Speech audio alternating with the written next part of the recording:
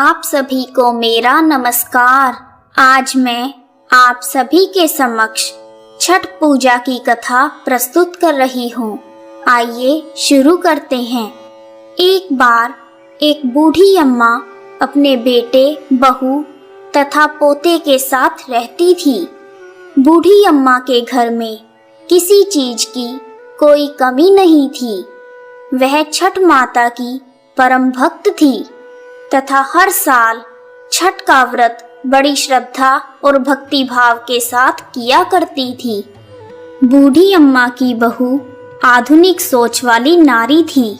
उसका पूजा पाठ में कोई विश्वास नहीं था। जब कार्तिक मास की शुक्ल पक्ष की चतुर्थी आई तो बूढ़ी माँ बहुत खुश थी, क्योंकि आज से छठ का 4 दिवसीय पावन त्योहार शुरू हो रहा था। अम्मा घर की साफ सफाई में लग गई। उसने अपने बेटे को आम की लकड़ी तथा पूजा की सभी सामग्री लाने के लिए बाजार भेज दिया। अम्मा ने अपने बेटे की सलामती के लिए छठ का व्रत किया। बूढ़ी अम्मा ने अपनी बहू से भी छठ माता का व्रत करने को कहा। तब बहू कहने लगी, यह सब बेकार की बातें हैं, मुझे इन सब में कोई विश्वास नहीं, इससे क्या होगा। तब बूढ़ी अम्मा अपनी बहू को छठ माता की महिमा बताते हुए एक पौराणिक कथा सुनाती है। अम्मा बोली, बेटा, बहुत समय पहले की बात है। प्रियव्रत नाम के एक प्रसिद्ध राजा थे। उनके पिता का नाम था स्वयंभू मनु। प्रियव्रत बहुत सदाचारी और धार्मिक प्रवृत्ति के मनुष्य थे। विवाह के कई वर्षों के बाद भी जब उन्हें कोई संतान नहीं हुई, तब ऋषि कश्यप ने उन्हें पुत्रेष्टि यज्ञ कराने की सलाह दी। राजा प्रियव्रत ने पूरे विधि विधान के साथ पुत्रेष्टि यज्ञ का अनुष्ठान किया। पुत्रेष्टि यज्ञ के प्रभाव से प्रियव्रत की पत्नी ने स्वर्ण के समान सुंदर एक पुत्र को जन्म दिया, परंतु वह पुत्र मरा हुआ पैदा हुआ। राजा प्रियव्रत उस मृत बालक को लेकर शमशान में गए और उस एकांत भूमि में पुत्र को छाती से चिपकाकर बिलख बिलख कर रोने लगे। इतने में वहां पर एक दिव्य विमान दिखाई दिया। शुद्ध स्फटिक मणि के समान चमकने वाला वह विमान अमूल्य रत्नों से बना था। उस विमान पर बैठी हुई मन को मोह लेने वाली एक परम सुंदरी देवी को राजा प्रियव्रत ने देखा। उस देवी को देखकर राजा ने बालक को भूमि पर रख दिया और बड़े आदर के साथ देवी की स्तुति की। वह देवी स्कंद भगवान की प्रिय पत्नी षष्ठी देवी थी। उनका शांत विग्रह ग्रीष्मकालीन सूर्य के समान चमचमा रहा था। उन्हें प्रसन्न देखकर राजा ने पूछा, हे देवी, तुम कौन हो? राजा प्रियव्रत की बात सुनकर देवी ने उनसे कहा, राजन, भगवती मूल प्रकृति के छठे अंश से प्रकट हुई मैं देवी षष्ठी हूँ और इस संसार में छठ माता के नाम से प्रसिद्ध हूँ।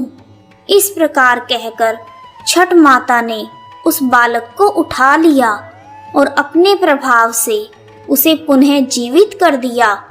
जब राजा ने देखा तो वह स्वर्ण के समान सुंदर प्रभाव वाला बालक हंस रहा था। अभी राजा प्रियव्रत उस बालक की ओर देख ही रहे थे कि छठ माता उस बालक को लेकर आकाश में जाने लगी। यह देखकर राजा के कंठ, होठ और तालू सूख गए। उन्होंने माता की स्तुति की। तब प्रसन्न हुई माता ने कहा, तुम सर्वत्र प्रकृति यानी सूर्य, उषा, जल तथा वायु की पूजा कराओ और स्वयं भी करो। प्रकृति की आराधना से तुम और समस्त संसार वर्ष भर सुखी, स्वस्थ और निरोगी रहेंगे और दीर्घायु को प्राप्त होंगे। तब राजा प्रियव्रत ने सूर्य, उषा, जल, वायु तथा छठ माता का व्रत किया और पूजा की, जिससे प्रसन्न होकर छठ माता ने राजा को उनका पुत्र दे दिया। तब से कार्तिक शुक्ल पक्ष की षष्ठी के अवसर पर सूर्य, उषा, प्रकृति, जल, वायु तथा छठी मैया की पूजा की जाने लगी। तब बूढ़ी अम्मा ने बहू से कहा, बेटी, छठ माता की महिमा तो ऐसी है कि स्वयं भगवान श्री राम तथा सीता माता ने भी छठ का व्रत करके भगवान सूर्य देव का आशीर्वाद प्राप्त किया था। महाभारत काल में दानवीर कर्ण और पांडव भी छठ का व्रत किया करते थे। यह सब सुनकर वह आधुनिक युग वाली बहू बोली, ये सब मनगढ़ंत कहानियां हैं, मैं इन पर विश्वास नहीं करती। यह सुनकर बूढ़ी अम्मा छठ माता से क्षमा मांगने लगी और बहू को फिर से समझाने की कोशिश करती है कि बेटी, हजारों सालों से चली आ रही इस परंपरा का मजाक मत उड़ाओ तथा तुम भी मेरे पोते की दीर्घायु के लिए छठ माता का पूजन करो। बूढ़ी अम्मा की बातों को सुना अनसुना करके बहू वहां से चली गई। बूढ़ी अम्मा ने बड़ी श्रद्धा के साथ नहाए खाए का दिन किया और उधर बहू ने पूरा दिन घर के बाहर मौज मस्ती में बिता दिया। अगले दिन छठ के पर्व का दूसरा दिन यानी कार्तिक मास की शुक्ल पक्ष की पंचमी आई, जिसे खरना या लोहंडा के नाम से जाना जाता है। संध्या काल में जब अम्मा ने बहू को खीर रोटी का प्रसाद दिया तो फिर से बहू ने कहा, माँ, इतना कठिन निर्जला व्रत क्यों कर रही हो? अपने शरीर को कष्ट क्यों दे रही हो? इसका तुम्हें क्या फायदा होगा? यह सुनकर बूढ़ी अम्मा ने बहू को फिर से छठ माता की महिमा समझाने की कोशिश की, परंतु बहू ने उन सभी बातों को अनसुना कर दिया और अपने कमरे में जाकर सो गई। वैसे तो बूढ़ी माँ कई साल से अपनी बहू को छठ माता की महिमा बताने की कोशिश कर रही थी और हर साल उनकी बहू इसी प्रकार सुना अनसुना कर देती थी, परंतु इस बार ना जाने क्यों अम्मा का दिल बहुत घबरा रहा था और वह बार बार छठ माता से प्रार्थना कर रही थी, माँ, यह बच्ची नादान है, इसे क्षमा करना। यह आपकी महिमा को नहीं जानती, माँ, इसे क्षमा करना। अगले दिन कार्तिक मास की षष्ठी थी। सब लोग पूजा की तैयारी में जुटे थे, परंतु बहू अपने कमरे में सो रही थी। वह बहुत देर से उठी और उठकर बहू ने पास पड़े हुए अपने बेटे को उठाना चाहा, तब बेटे ने जवाब नहीं दिया। यह देखकर बहू बहुत घबरा गई और भागी भागी अपने पति और सास के पास गई और उन्हें यह सब बताया। बहू की बात सुनकर बूढ़ी अम्मा और उनका बेटा दौड़े दौड़े कमरे में आ गए और उन्होंने बच्चे को जगाने की कोशिश की, परंतु वह नहीं जगा। फिर वह तीनों बच्चे को लेकर अस्पताल गए। डॉक्टर ने बच्चे की जांच की और देखा कि बालक की तो सांसें ही रुकी हुई हैं।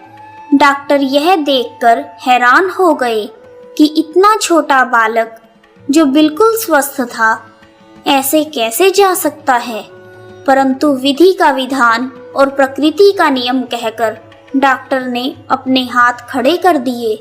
तब बच्चे के माँ बाप तथा दादी रोते बिलखते बच्चे को लेकर अस्पताल से बाहर आ गए।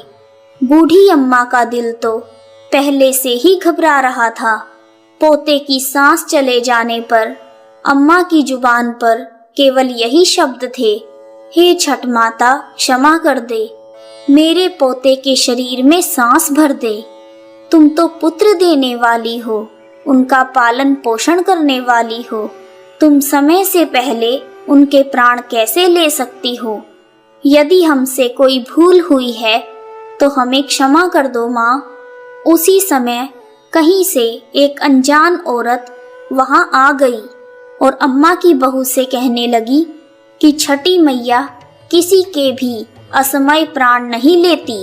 तुमने अवश्य ही कोई ऐसी भूल की है जिससे माता बहुत नाराज हो गई है। आज छठ का पावन पर्व है। पूरी श्रद्धा से छठ माता को याद करो और विधि विधान से माता का व्रत करने का संकल्प करो। तुम्हारा पुत्र अवश्य ही जी उठेगा। शोक में डूबी हुई माँ के लिए यह शब्द उम्मीद की किरण लेकर आए और ना जाने कहां से एकदम बहू के अंदर श्रद्धा का संचार कर गए। बहू ने आंखें बंद करके छठ माता को याद किया और विधि पूर्वक छठ का व्रत करने का संकल्प लिया। जैसे ही बहू ने आंखें खोली तो उसने देखा उसका बच्चा आंखें खोलकर हंस रहा है। यह करिश्मा देखकर सब परिवार वाले और डॉक्टर आश्चर्यचकित हो गए। बच्चे को जीवित देखकर जैसे ही बहू ने उस अनजान औरत को धन्यवाद करने के लिए सिर घुमाया तो देखा कि वहां कोई नहीं है।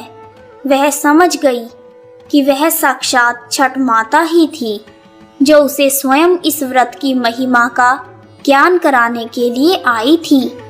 उसके बाद बहू ने बूढ़ी अम्मा के साथ मिलकर पूरी श्रद्धा से पूजा की तैयारी की और शाम को घाट पर जाकर सूर्य देव को संध्या अर्घ और अगले दिन उषा अर्घ दिया।